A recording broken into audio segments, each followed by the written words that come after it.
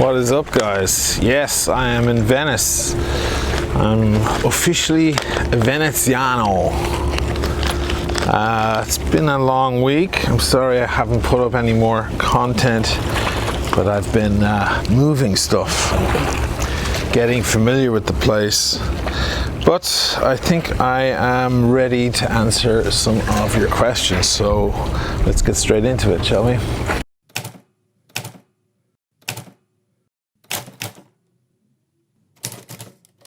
Carl Domingo says, enjoyed your visit to Siena and the watch review greatly. Superb choice of music, A1 video production. Thanks. Thanks, Carl. It's great to get a compliment on the Siena video. That was so much work, that video, and it didn't get much traction because I believe because it says Breitling in the title. People just don't care anymore, you know. That dog is on the other side of the water. He's like half a mile over there and I can still hear him. So the sound is just carrying right across. Cool, thanks, Carl. Adam is asking, I'm looking to ditch my entry-level collection and buy a single everyday watch. Okay, I'm going to buy new. Okay, that's funny, that's cute. If you're going to talk about Rolex, that's a real cute comment. You might be surprised at what you can actually get new. I've narrowed it down to two options, a Yachtmaster rhodium dial. This is great. I think I turned a lot of you guys onto that watch with my review. Cool. Rhodium dial like yours, yeah. Or plain 36mm, Datejust, black dial, smooth bezel, oyster bracelet. All right. My wrist is 6.5 inch. All right. So that's a little, I won't say small, but it's not a big ape's wrist like I have. I'm not a flashy guy and I like to be under the radar, so don't want something too blingy. At the moment, the Yachtmaster is my favorite, but worried it's too showy. Do you find the Yachtmaster to be a bit too eye-catching? Hope all is well. Cheers, Adam. Yeah, I mean, if you're afraid of showy, you don't get the Yachtmaster. Yachtmaster is a head turner. Go for the Datejust. Also, there's a big size difference between those watches. Be careful about that. The 36mm, if you have a 6.5, will probably sit very beautifully. I think you want to go with a 36mm with the Datejust.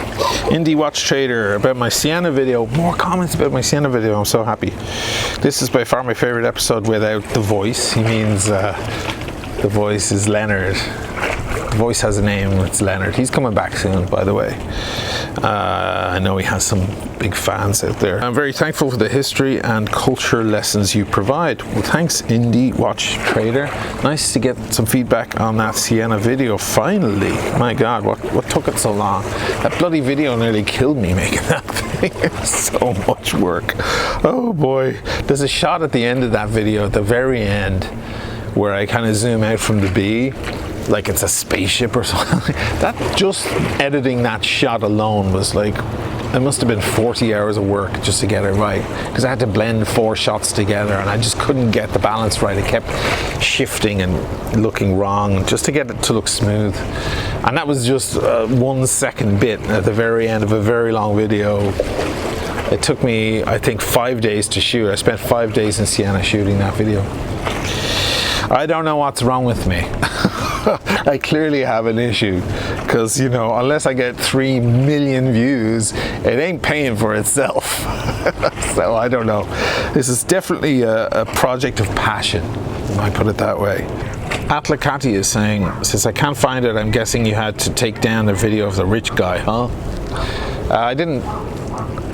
They could have asked me. I had already been in contact with them, and they could have easily said, hey, can you take it down? Despite the fact that they gave me the green light for it, or his producer did, and his producer really liked the video. But yeah, they could have reached out and said, oh, sorry, like, the boss man doesn't like it, take it down. But I got no such communique from them. I got notice from YouTube that there's been a strike on my account. You only get 3. It's actually quite a serious thing.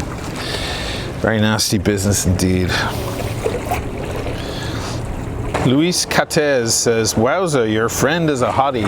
He's talking about the the Venice video, the return to Venice video, the one I did last week or whatever it was.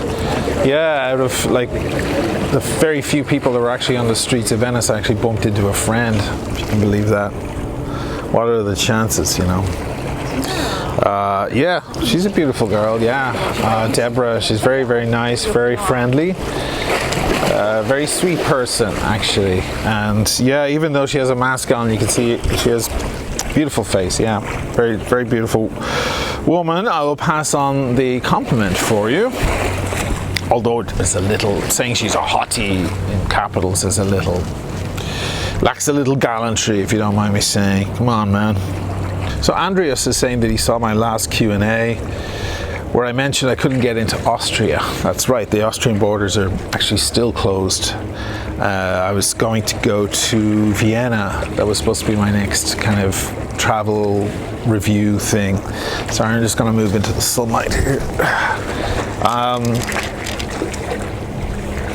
He said he's in Budapest, or Budapest, right? Is that the way you say it?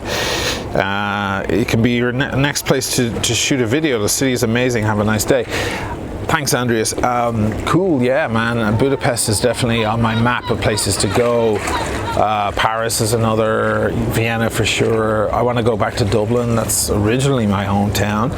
New York is definitely on the cards because that's where I feel most at home. That's where I've lived longest in my life. Once I get back there, I want to do a couple of episodes actually.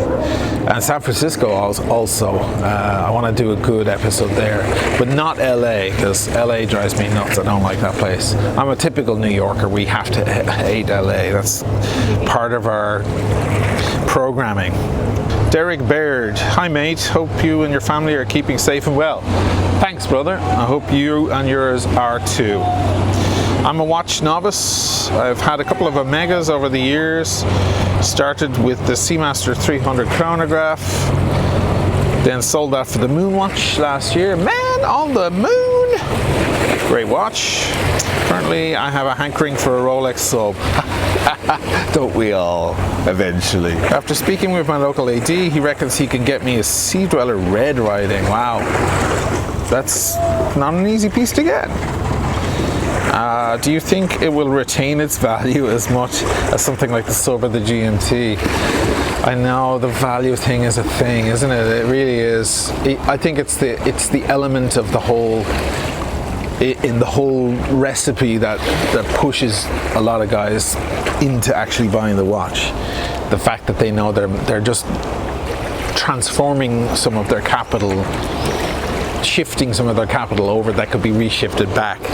The red Sea-Dweller, I think it will hold its value. It's already holding its value. I don't think that's going to change. It is a particular piece. It's a little bit more individualistic than a sub or a GMT. Fewer people have them. It's a stainless steel watch. It's also a bigger watch. How's your wrist size? You sure you can wear it? Are you sure you can pull it off? I guess if you have a Moon watch, then you probably have because that's a 42 mil watch, so that's big too. So the Redline Sea-Dweller is 43 mils. It's quite a chunk of steel. Parker Watts says, I have a question about your feelings on the topic of scratches and dings on watches. Okay, how do you feel about them? Okay, some people like to baby their watches, others view dings and scratches as inevitable and part of owning a watch. What do you think? It's different characters. Some people just baby, they get a new instrument, they baby it, they buy a new car, they baby it. Most people, it wears off. With most people, like they baby their brand new car, but then a year down the road they don't care anymore. It's that brand new kind of honeymoon period for people, that's all. So I guess if you start wearing a watch for years, you're probably gonna just eventually relax and calm down and let the thing get scratched if that's what happens.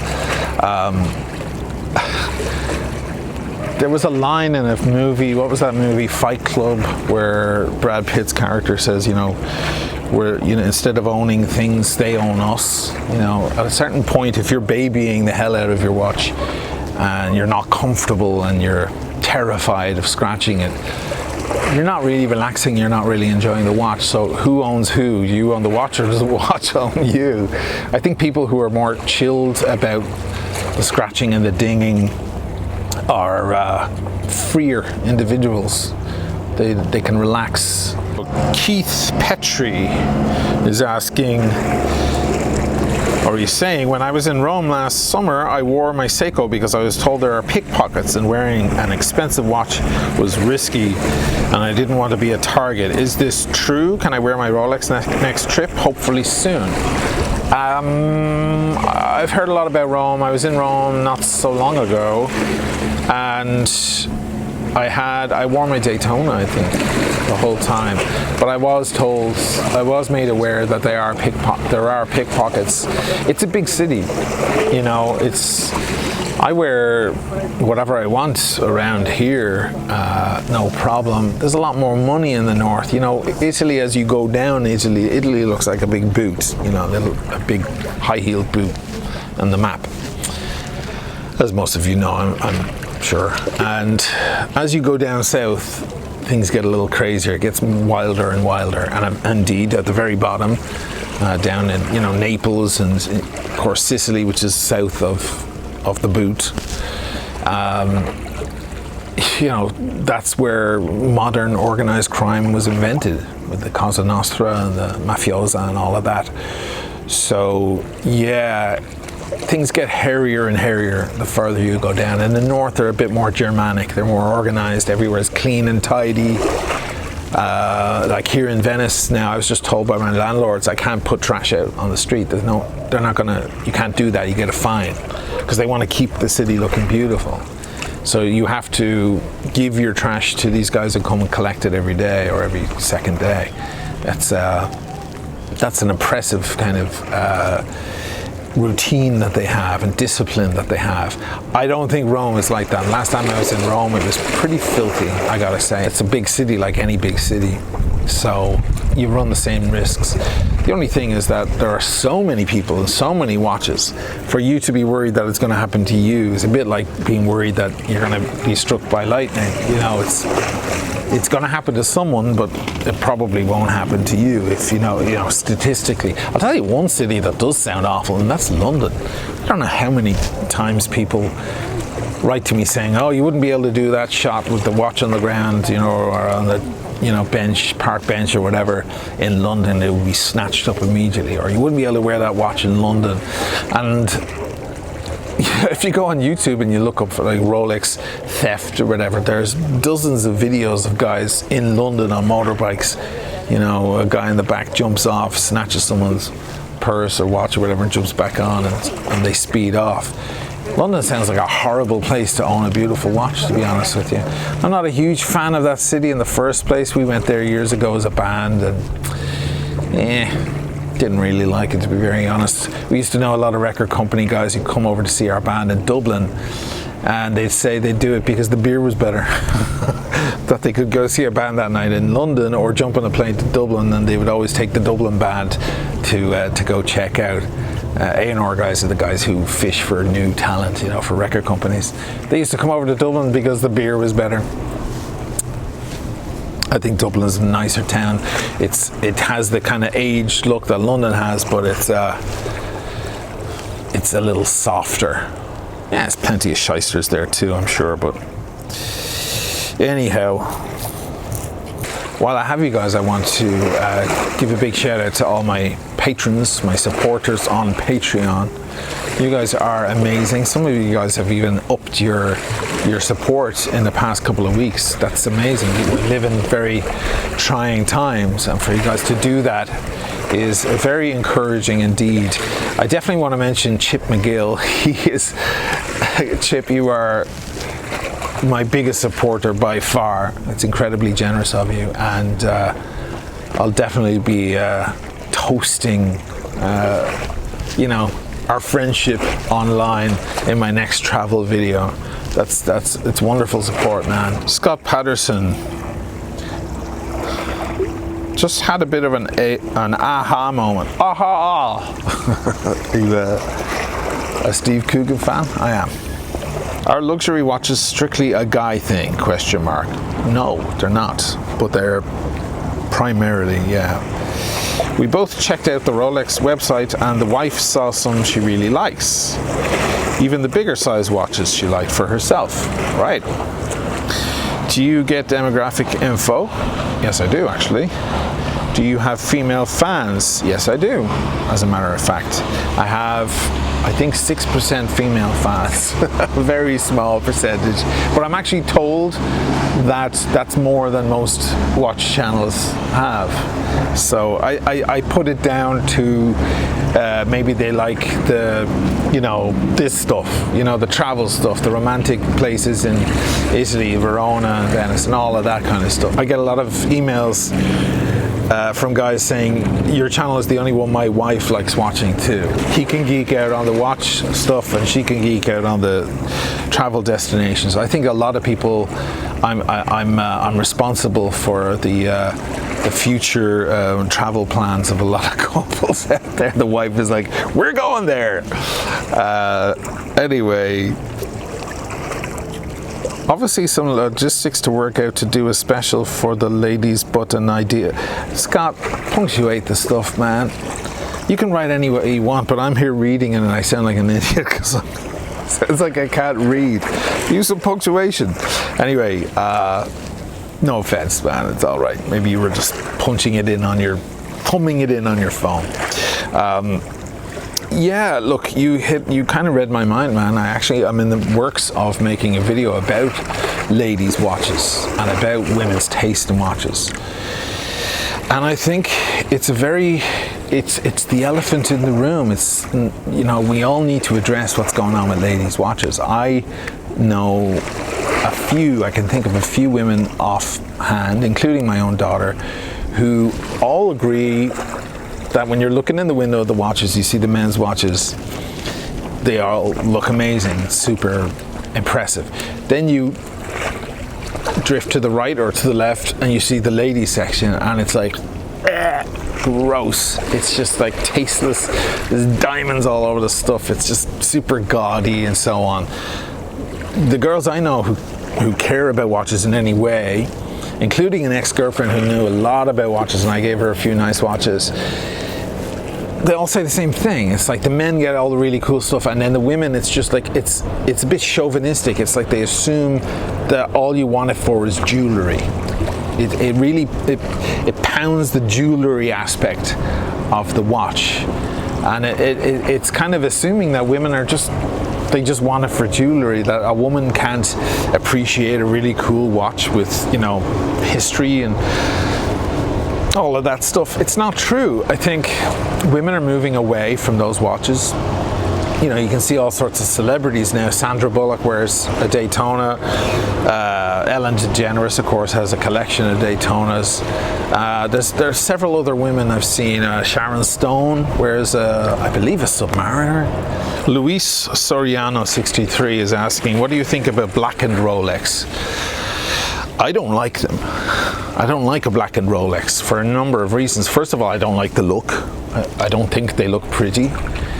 And I don't like the idea of messing with a perfect thing.